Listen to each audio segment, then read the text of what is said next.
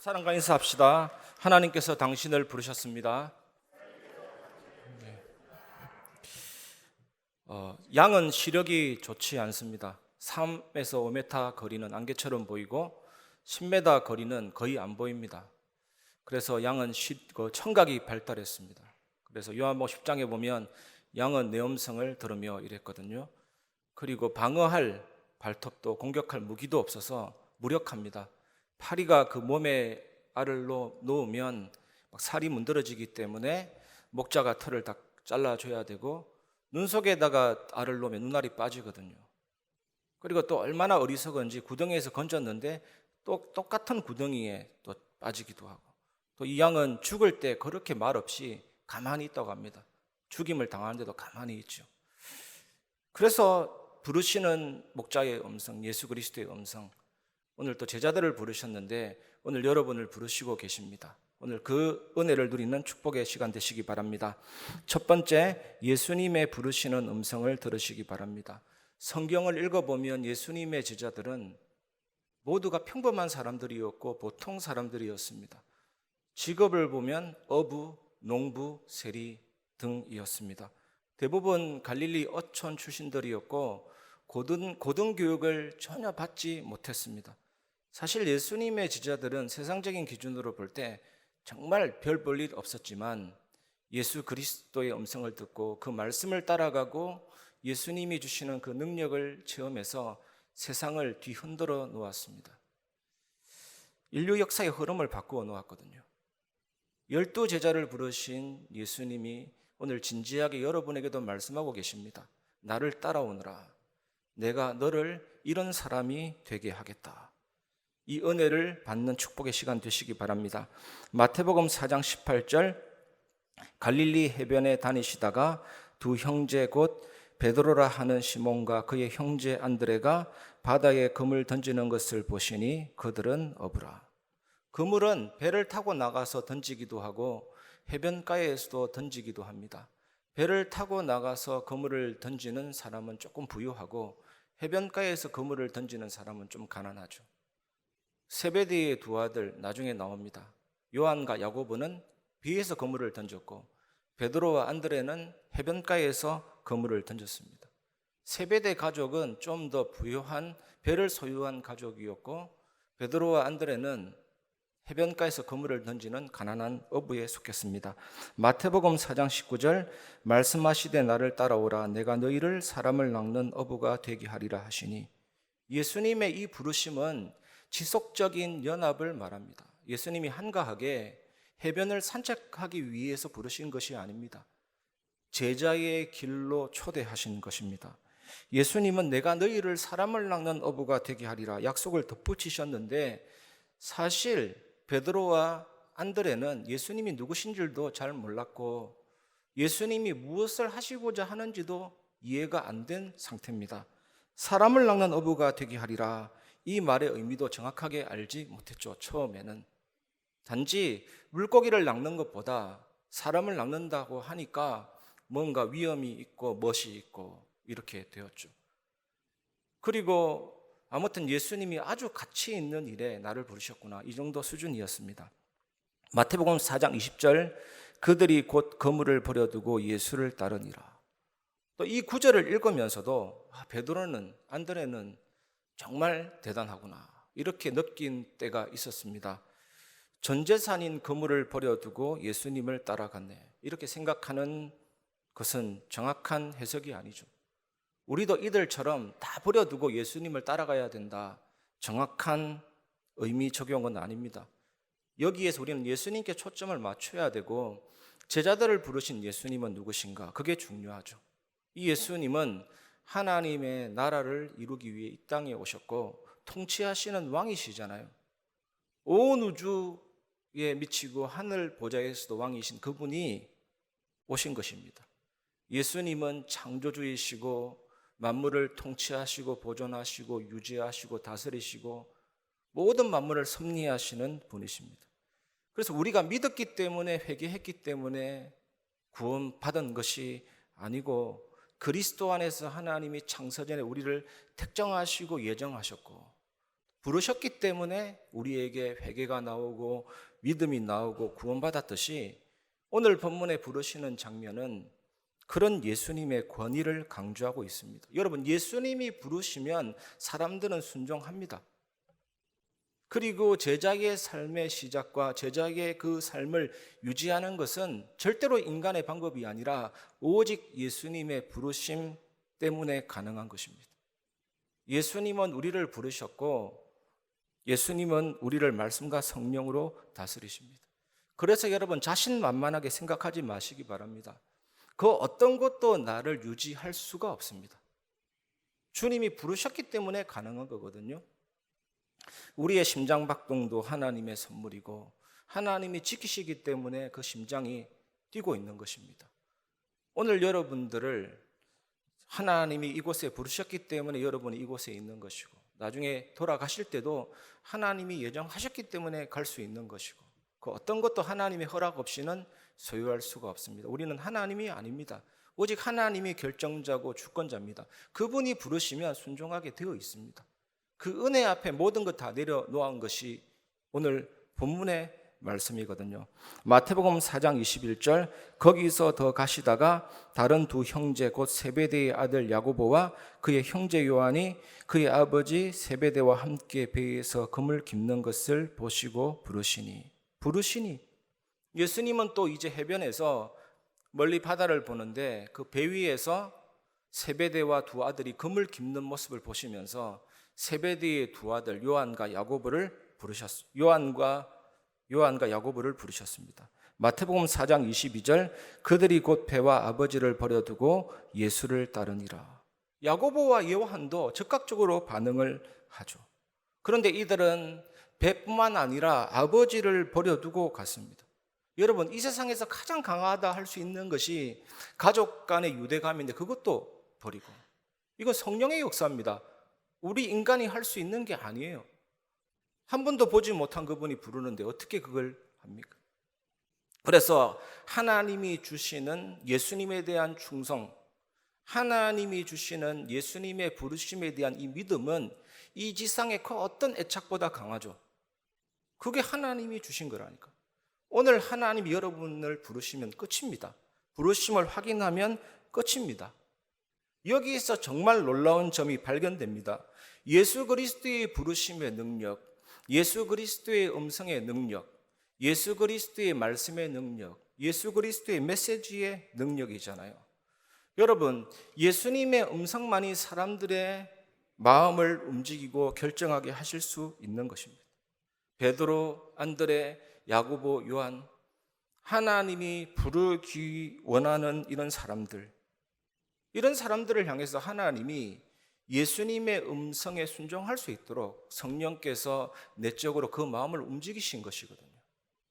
오늘 여러분들이 그 말씀, 여러분의 마음과 전 생애를 바꾸는 하나님의 음성과 부르심을 듣기를 바랍니다. 그게 본질적인 겁니다. 여러분. 우리 노력으로 되는 거 아닙니다. 야고보와 요한의 결정은 감정적인 거나 충동적인 것이 아닙니다.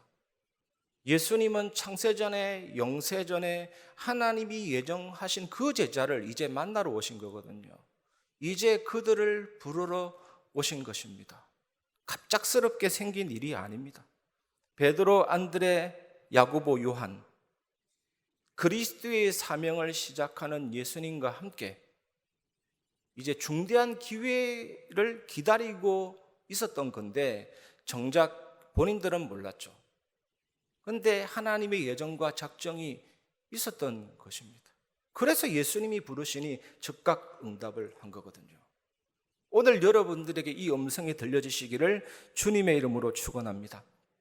아담과 하와가 마귀의 유혹으로 선악과를 따먹고 하나님으로부터 단절되고 분리됐습니다. 그게 죄입니다. 이 죄는 사단이 짓게 했고 인간이 범했습니다. 그래서 정령 죽으리라 했기 때문에 죽음이 들어왔습니다. 전적인 타락, 전적인 부패, 전적인 무능력이 들어왔습니다. 온 세상 만물도 썩어짐의 종노릇하게 되었습니다. 영이 죽고 의지도 죽고 감정도 죽고 불안하고 염려스럽고 불확실하고 죄 쪽으로 기울어지게 돼 있고 인간성도 부패됐고 철저히 이기주의, 철저히 나중심이고 죄를 짓고자 하는 섭성, 육신의 정욕으로 우리가 눌려지게 되어 있습니다. 그래서 여기에서 마귀자녀, 마귀종, 정신문제, 육신문제, 죽고 지옥 가는 모든 문제가 다 나왔죠. 여러분, 우리가 성경을 가지고 100명에게 복음을 전가한다고 가정해 봅시다. 예수님은 사단을 깨뜨리신 왕이십니다. 죄와 저주를 해결하신 제사장이십니다. 하나님 만나는 선지자십니다. 예수 믿으세요. 이렇게 복음을 전거해서 하나님을 만나도록 하나님께로 가도록 하는 것이 외적인 부르심입니다. 우리 전도가 얼마나 중요합니까? 나의 전도로 구원되는 게 아니에요. 외적으로 부르심에 응하도록 우리는 전달할 뿐입니다. 그래서 이 복음을 많은 사람이 듣는데 대부분 거부합니다, 세상은. 그런데 어떤 사람은 이 복음에 귀를 기울이고 정말 이 복음을 믿고 자기가 죄인인 줄 회개하고 하나님께 나아가고 구원을 받게 되죠. 그런데 이 사람이 본성적으로 선하거나 거룩해서가 아닙니다. 이해력이 많아서가 아닙니다. 성령께서 내적으로 그 사람을 부르시는 겁니다. 제자를 부르셨듯이 그 사람을 부르는 겁니다. 그러니까 진짜 예수 믿는 사람은 재물도 버리고, 진짜 그 부르심에 응한 사람들은 정말 예수 한 분 때문에 모든 것 다 바칠 수 있는 그런 사람이 되는 것입니다. 성령 하나님께서 그 사람의 마음 안에 내적으로 역사하사 그 부르심에 응답하도록 하신다니까요. 그래서 전도의 주체는 하나님이죠. 우리는 단지 외적으로 부르심에 응하도록 전달할 뿐입니다. 성령께서 예수님이 제자를 부르듯이 성령께서 그 사람을 부르신다니까요. 여러분들도 오늘 예배 속에서 말씀 묵상 속에서 하나님의 부르시는 음성을 들으시기를 주의 이름으로 축원합니다. 예수님의 부르시는 음성을 들으시기를 주의 이름으로 축원합니다.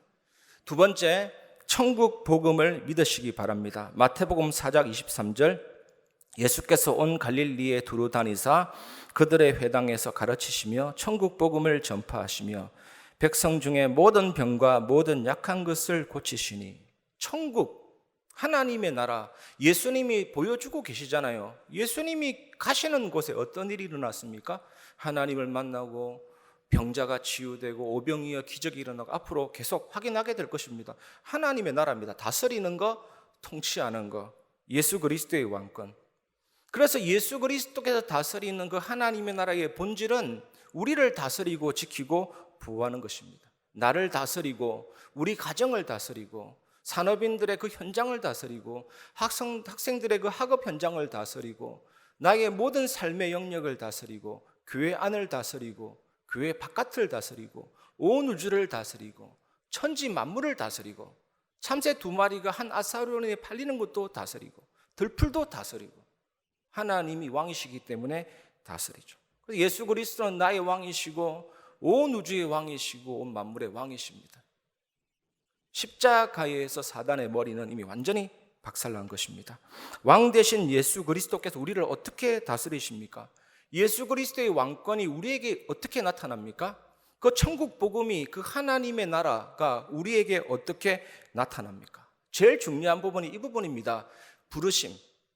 그 예수님의 음성 뭡니까? 말씀과 성령으로 나타나고 다스립니다. 그래서 말씀 충만함이 성령 충만함이죠. 제가 계속 강조하는 부분이 이 부분입니다. 예수 믿는 자가 능력 있게 살아갈 수 있는 모든 방법이 성령 충만함입니다. 말씀 충만하면 성령 충만하고 성령 충만하면 말씀 충만하죠. 말씀이 충만한 사람은 성령님과의 관계가 깊어지고 성령님과의 관계가 깊어지면 말씀을 더 깨닫게 되고 앞뒤를 따질 일이 아닙니다. 선순환, 연속성에 의해서 우리는 온전히 성령으로 충만해집니다. 그래서 말씀 충만하고 성령 충만하면 천국 복음, 하나님의 나라, 다스리시는 그 은혜와 놀라운 역사를 깊이 누리게 되는 것입니다. 오늘 본문에 회당이라는 단어가 나왔는데 회당은 일반적으로 지역 사회가 모이는 건물입니다.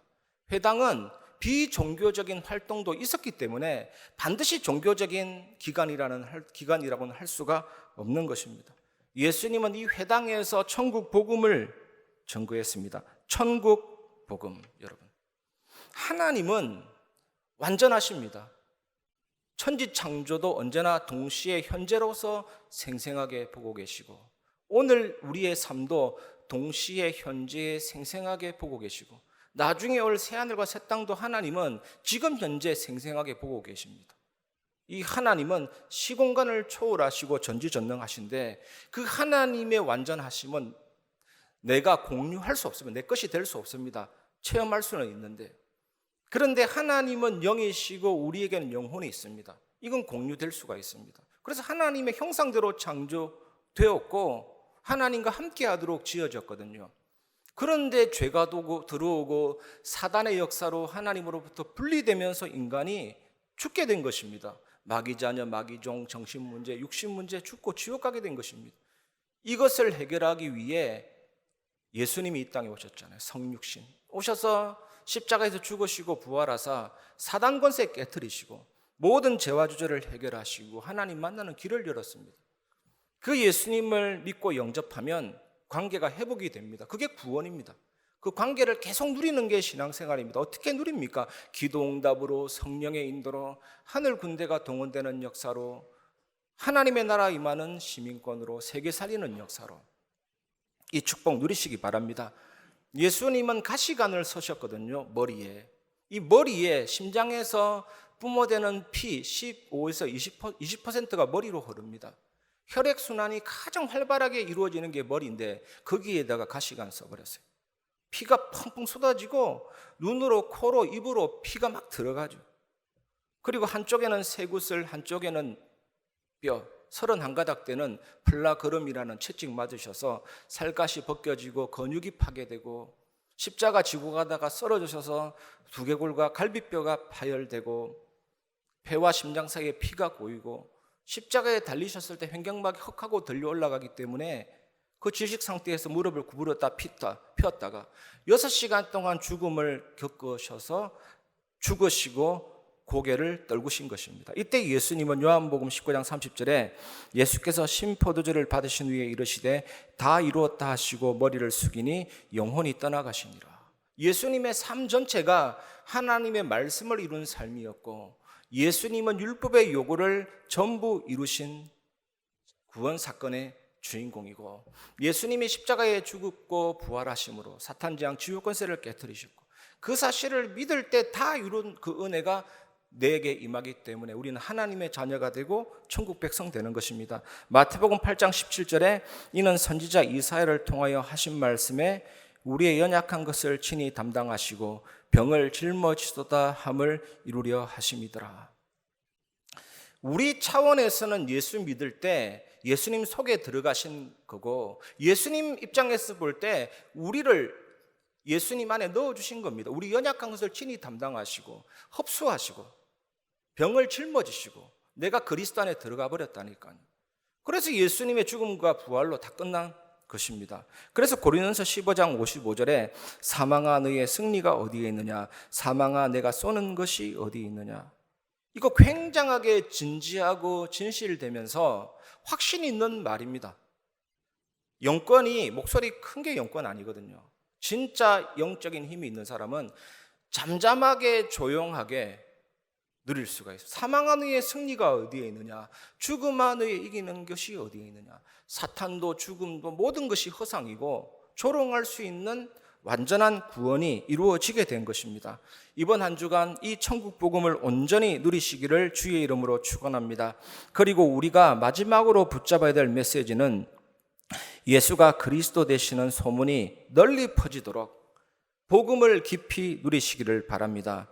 복음의 온기가 전 세계에 얼어붙었던 마음들을 다 녹일 수 있도록 여러분들이 그 시발점이 되시기를 주의 이름으로 축원합니다. 마태복음 4장 24절 그의 소문이 온 수리아에 퍼진지라 사람들이 모든 앓는 자 곧 각종 병에 걸려서 고통당하는 자 귀신 들린 자 간질하는 자 중풍병자들을 데려오니 그들을 고치시더라. 예수께서 하신 일의 소문이 이웃나라인 수리아에 퍼졌습니다. 예수님은 모든 종류의 질병을 고치셨습니다. 병으로 고통과 괴로움을 느끼는 사람들의 심한 통증, 마음의 심적인 괴로움 다 고치셨습니다. 이 은혜가 여러분에게 임하기를 주의 이름으로 축원합니다. 귀신 들린 사람에게서 귀신을 내쫓으셨습니다. 이것이 에크발로 바깥으로 내어 던져버리셨습니다.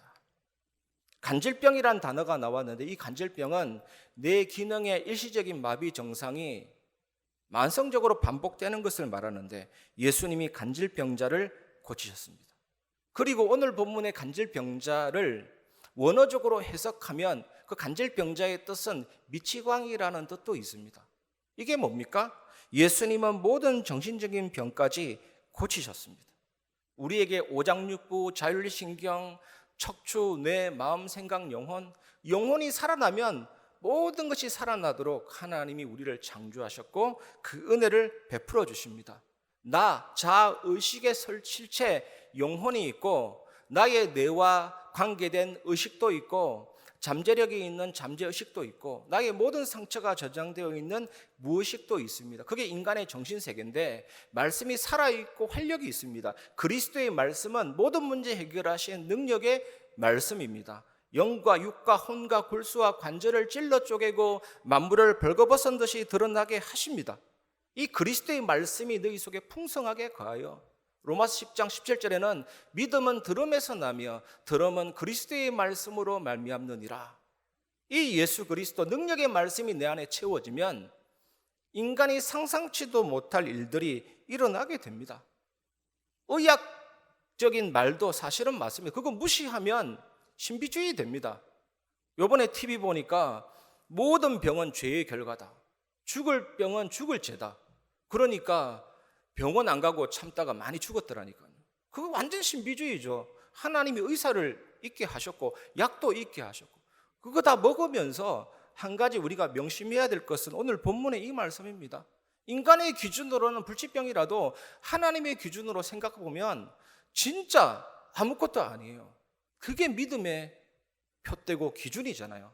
그 능력의 예수 그리스도를 바라보시기 바랍니다. 지금은 치료법이 없지만 예수님 당시 1세기에는 중풍병자, 고칠 수 없는 불치병인데 예수님이 중풍병자를 고치셨습니다. 정말 여러분 우리가 복음을 진짜 누리면 똑같은 은혜와 능력과 치유를 체험하게 될 줄 믿습니다. 천국 복음이 뭡니까? 천국을 한번 생각해 보세요. 다스리시는 통치하시는 복음입니다. 왕이, 제사장이, 선지자. 그래서 믿음의 결국은 영혼 구원입니다. 영혼 구원, 영혼이 살아나면 모든 것들이 살아나기 때문이잖아요. 그래서 예수님이 죽으시고 부활하셨습니다. 사단 재앙 지옥 권세를 깨뜨리셨고 믿을 때 나를 아예 그리스도 안에 이 컵 안에 물이 있듯이 그리스도 안에 집어넣어 주셨기 때문에 그리스도가 하신 모든 성취된 것들이 나의 것이 됩니다. 예수님이 왕적인 일을 했다면 그게 나의 것이 된다니까. 제사장 일을 했다면 그게 나의 것이 되고 선지자 일을 했다면 나의 것이 되고 예수님의 죽음이 나의 것이 되고 예수님의 부활이 나의 것이 되고 예수님의 하늘에 오르심이 나의 것이 된다니까요. 예수 그리스도께서 성취하신 것이 나의 것이 되도록 만들어 주셨다니요. 우리가 정말 이 복음을 안다면 어떤 일이 일어나겠습니까? 반드시 낫고 안 낫고 그 문제가 아니라 예수님은 그리스도시고 예수님은 창조주시고 그 십자가와 부활의 능력 안에서 우리 인생의 모든 문제가 해결된 것은 사실 중에 사실입니다. 그 은혜로 여러분 한 주간의 삶에 혹시 고통 중에 있다, 아픔 중에 있다, 치유의 역사가 일어나시기를 주의 이름으로 축원합니다. 그래서 로마서 6장 5절에 만일 우리가 그의 죽으심과 같은 모양으로 연합한 자가 되었으면 또한 그의 부활과 같은 모양으로 연합한 자도 되리라. 나뭇가지를 뚝 끊어보세요. 그러면 본체에서 진액이 나옵니다. 하얀색입니다. 주로. 그거 만지면 끈적끈적합니다. 그 안에 모든 영양분이 있잖아요. 그래서 가지를 붙이면 그 진액이 나와서 잘려진 나뭇가지 밑부분을 잡아 당기기 때문에 조금 지나면 붙어버립니다. 다시 살아납니다. 진액이 흘러 들어오기 때문에 분명히 죽었던 가지인데 그 진액이 들어오면요 살아나게 돼요. 여기에 십자가의 죽음과 부활의 능력이 있죠. 그러니까 포도나무다, 너희는 가지다. 가지가 잘려지면 열매 맺지 못한다. 진짜 우리 할 일은 단 일도 없습니다. 혹시 분쟁 가운데 있다, 혹시 나하고 안 맞는 여러 가지 사건에 있다, 노력하지 마시고 예수 그리스도께 붙으시길 바랍니다. 그 죽음이 내게 흘러 들어온다니, 그 죽음의 진액이 내게 흘러 들어와서 부활의 열매, 생명의 열매를 맺게 한다니까요. 주로 우리 예수 믿는 사람들 집에 가면 어떤 평가를 들으십니까? 당신은 바깥에서는 복음인데 안에는 왜 복음이 아니냐? 아마 공통된 질문일 겁니다. 왜냐하면 우리는 집이 너무 편하기 때문에 다 드러나거든요. 저도 최근에 그런 얘기를 많이 들었는데 없어졌습니다. 놀라운 것은 예수님의 죽음이 진액으로 내게 들어오면 그 나의 기질과 본성을 죽인다니까요. 죄를 짓고 싶어하는 습성도 죽입니다. 그래서 거룩하게 되고 삶이 바뀝니다. 반드시. 얼마나 행복하고 평안한 삶인지 모릅니다. 슬픔이 있잖아요. 슬픔도 억지로 해결하려고 하지 마시고 예수님이 나를 위해 죽으신 그 십자가를 생각해 보세요. 그 죽음이 진액으로 생명으로 내게 흘러 들어옵니다. 그러면 그 슬픔을 죽여서 기쁨의 부활로 열매 맺게 합니다. 사랑과 희락과 화평과 오래 참음과 자비와 양성과 충성과 온유와 절제니라. 그 성령의 열매가 맺히게 합니다. 그 죽음과 부활이 여러분의 것이잖아요. 산업 현장에 어두운 경제가 있다면 예수님 그 죽음의 능력이 이 경제 현장에 흘러 들어와서 모든 어둠의 경제를 죽여주시고 빛의 경제로 부활되게 하여 주시옵소서. 예수님 정말 그 죽음의 능력이 진액으로 흘러 들어와서 저 사람이 잘 이해 안 되는데 나의 육신의 본성도 죽이고 이해할 수 있는 복음적인 생각할 수 있는 하나님의 뜻과 계획을 바라볼 수 있는 성령 충만함을 내게 주옵소서. 얼마나 우리에게 완전한 복음이 있는지 그 복음 들이면 정말로 행복해집니다. 여러분이 저를 볼 때 거짓말하는 것처럼 보이지는 않잖아요. 진심입니다. 진심. 저에게는 상처가 사라졌습니다. 이 복음을 누리면서 상처가 없어요. 때로는 안 맞는 얘기하고 때로는 속상한 얘기해도 오래 안 갑니다. 십자가가 있는데요. 죽음이 나의 것이고 부활이 나의 것인데 내가 왜 거기에 눌려 있습니까? 예수님이 모든 것을 치유하고 회복시킨다니까요. 그 복음을 누리시기를 주님의 이름으로 축원합니다. 마태복음 4장 25절 갈릴리와 데가볼리와 예루살렘과 유대와 요단강 건너편에서 수많은 무리가 따르니라. 약 10개의 도시에 예수가 그리스도라는 사실이 증거됐습니다. 특히 데가볼리는 이방인들이 사는 지역입니다. 놀라운 의미가 들어있지요. 우리가 정말로 그리스도와 접붙임되고 그 죽음과 생명과 부활의 능력을 내가 누리고 사단 재앙 지옥 권세 깨뜨리신 영원한 그리스도를 언약으로 붙잡고 누리면 우리 지역을 살립니다. 와 있는 다민족을 살리고 선교의 문이 열립니다. 여러분 정말로 명심하세요. 여러분 가지에 불과합니다. 그냥 붙어 있기를 바랍니다. 예수 그리스도 안에 쉬시기를 바랍니다. 끊임없이 그 죽음과 부활과 삼직 그리스도의 능력을 공급받고 누리시기를 바랍니다. 그리스도께서 완전히 성취하신 것을 나의 것으로 누리시기를 바랍니다. 하나님의 일인데 나를 통해서 성취하시잖아요. 계속 그리스도로 채워가시기를 주님의 이름으로 축원합니다. 사도행전 24장 5절에 우리가 보니 이 사람은 전염병 같은 자라 천하에 흩어진 유대인들을 다 소유하게 하는 자요 나사렛 이단의 우두머리라. 바울이 어떻게 전도하고 세계복음화 했는지 나옵니다. 전염병입니다. 코로나 1번 확진자가 노력 안 했습니다. 아마 걸린지도 몰랐을 거예요. 존재 자체가 전염입니다. 그 사람 때문에 온 인류가 지금 다 전염돼 버렸잖아요. 복음은 이것보다 더 강합니다. 그래서 삶과 전도는 분리된 게 아닙니다. 이원론이 아니라니까요. 전도는 되는데 삶은 실패하고 성경적인 게 아니죠. 내가 예배에 충만하면 전도로 연결이 되죠. 떼는 게 아닙니다. 나 자체가 전도요, 나 자체가 복음 누림이요, 나 자체가 전염병이요 세계 살리는 정인이다. 이 축복 누리시기 바랍니다. 이 응답에 정인되시기를 주의 이름으로 축원합니다. 말씀을 마무리하겠습니다. 첫 번째, 하나님이 나를 부르셨다는 믿음을 가지시기 바랍니다. 성부 하나님께서 창세전에 영세전에 구원받은 자를 예정하시고 선택하셨습니다. 성자 예수님께서 구원을 완성하셨습니다. 성령 하나님께서 때가 되매 예정된 자를 찾아오셔서 부르심에 응답하도록 완전히 내적으로 작업하셔서 구원받게 하셨잖아요. 그래서 부르심의 목적은 구원이요 그리스도의 수단이 복음입니다. 복음으로 부르시고 복음으로 자녀되게 하시잖아요. 그래서 그 부르심의 결과로 오늘 본문에 보니까 제자들이 사람을 낚는 어부가 되게 하셨듯이 우리를 세상 살리는 예수 그리스도의 제자가 되게 하십니다.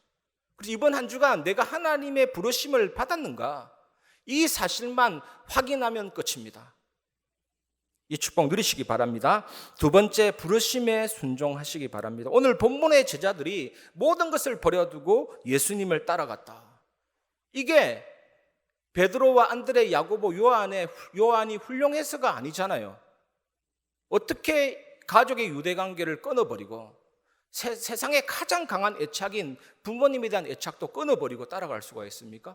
처음 본 예수님이 오라 했는데 어떻게 다 버리고 갑니까? 세상 말로 미치지 않고서 어떻게 이게 가능합니까? 이게 어떤 역사입니까? 창세전에 영세전에 하나님이 그 사람을 준비한 겁니다. 하나님이 부르셨고 성령이 내적으로 역사했기 때문에 그런 일들이 일어나는 거예요. 오늘 성령의 감동 감화하심에 의해서 하나님의 말씀이 여러분에게 마음에 와닿기를 바랍니다. 그냥 단순한 글자가 아니라 하나님이 부르시는 음성으로 여러분 속에 전달되시기를 주님의 이름으로 축원합니다. 이와 같이 부르심을 받은 사람은 순종하게 되어 있죠. 그래서 순종하라가 아니라 순종이 되게 되어 있죠. 그 은혜가 내게 임했기 때문에, 그리스도가 내게 있기 때문에. 그래서 또한 그리스도께서는 하나님의 뜻에 순종하셨잖아요. 하늘 보좌를 버리고 내려오셔서 성육신 하셨고 십자가 죽음에 이르기까지 순종하셨습니다. 그래서 우리는 우리 노력으로 안 됩니다. 회개도 우리 노력으로도 안 되고 믿음도 우리 노력으로 되는 것도 아니고 특히 순종은 우리 노력으로 되는 게 아닙니다. 그래서 뭡니까? 다시 한 번 더 말씀드리면 말씀으로 충만하고 성령으로 충만해서 온전한 예배를 회복하고, 그러면 그 사람을 통해서 예배 전도가 회복되게 하시거든요. 이것이 최고의 순종입니다. 우리가 누려야 될. 여러분, 이제 여러분 현장에, 우리 모든 성도 현장에, 여러분 주변에 성령 세례 불세례가 막 임하기를 바랍니다. 구원의 소낙비가 내리고 축복의 소낙비가 내리고 부르심의 소낙비가 내리고 예수님이 부르시는 그 능력의 샤워가 내리고, 그러면요 사실 북한 복음화도 어렵지 않습니다. 하나님이 만약에 김정은을 예정했다, 부르면 끝이에요. 바울을 하나님이 부르셨다, 상상치도 못할 일입니다. 하나님이 부르시니까 끝이잖아요.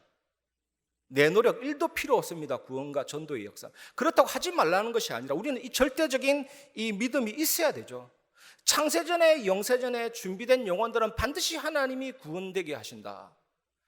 그 성령께서 마음에 하나님이 부르심에 응답하도록 하나님이 역사하신다. 엄청난 은혜가 되죠. 사실 우리의 전도는 외적인 부르심에 불과합니다. 하지만 진짜 그 사람을 구원하는 역사는 성령의 내적인 부르심이고 예수 그리스도의 부르심이고 제자 삼는 하나님의 은혜의 사역이라니까요. 여러분들이 이것을 꼭 누리시길 바랍니다. 그래서 말씀 충만하고 성령 충만해서 예배가 회복이 되면 예배 전도가 누려지게 됩니다. 이 축복 누리시는 주의 증인 되시기 바랍니다. 그러면 세 번째 결과가 하나님이 나타내시는 응답이 있습니다. 오직 유일성 재창조의 응답이 오게 되거든요. 그게 뭐냐? 성삼위 하나님의 비밀과 보좌의 축복을 확실하게 누려지게 되는 것입니다. 이 모든 역사가 하나님의 전능하심이 나타난 일이잖아요. 완전하신 하나님이 완전하게 일을 이루시고 말씀을 성취하시고 구원을 예수님이 완전히 완성하셨고 성령께서 내 안에서 그리스도의 사역을 이루시고 사람들을 부르시고 그 성삼위 하나님이 나에게 영역, 지력, 체력, 경제력, 인력을 주시고, 전 한 주간 신방 다니면서 많이 강조했습니다. 이 하나님이 내 안에 계신데, 온 우주 만물을 지으신 하나님이 내 안에 계신데 감격과 감사가 일어나지 않는 것은 이상한 일입니다. 하나님이 내 안에 계시다. 얼마나 감사하고 감격스럽습니까? 그게 생명이거든요. 그 생명력이 하나님이 내 안에 심어놓은 하나님의 형상과 영혼과 삶을 살립니다. 에덴처럼 살리고 전무후무한 축복의 삶이 되게 하십니다. 그리고 목회자, 중직자, 렘너트 살리는 그런 정인이 되게 하십니다. 화학 공장에 꼬여있는 파이프라인 같은 빠져나갈 데 없는 답답한 인생이 아니고 하나님이 내 안에 계시기 때문에 플랫폼이 되죠. 열리죠. 그리고 내가 있는 현장에 살리는 망대가 됩니다. 성벽 위에 망대를 세우듯이 나 개인과 현장과 세계 살리는 망대가 되어서 정말 지키고 흑암을 무너뜨리고 살리는 응답과 함께 복음 메아리가 송출되는 나 자신이 그런 안테나가 되어지고 하지 말라 해도 되어지는 거죠. 하나님의 역사가 시작이 되기 때문에. 이런 우리들이 이제 모여서 하나님이 하실 일이 있습니다. 세 가지 뜰을 진행하십니다. 다민족 살리는 다민족의 뜰, 오늘 본문에도 나왔잖아요. 렘넌트 살리는 렘넌트의 뜰, 기도의 뜰. 감사하게도 우리 교회에 조금씩 진행하고 계십니다. 하나님 이 불씨를 살려서 세계 살리는 교회로 회복시켜 주실 것입니다. 이 은혜 누리는 정인 되시기를 주의 이름으로 축원합니다. 이 시간 예수가 우리를 부르는 소리 528장 1절 4절 부르고 말씀을 마무리하겠습니다. 528장 1절 4절 믿음으로 고백합시다. 예수가 우리를 부르는 소리 금성 부드러워 문 앞에 나와서 사면을 보며 우리를 기다리네.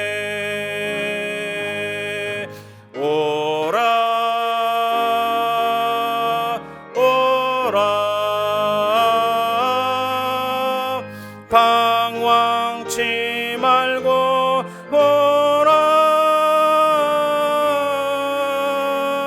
죄 있는 자들아 이리로라. 주 예수 앞에 오라. 우리를 위하여 예비해 두신 우리를 위하여 예비해 두신 영원한 집이 있어. 죄 많은 세상을 떠나게 될 때 영접해 주시겠네. 오라 오라. 방황치 말고 오라. 죄 있는 자들아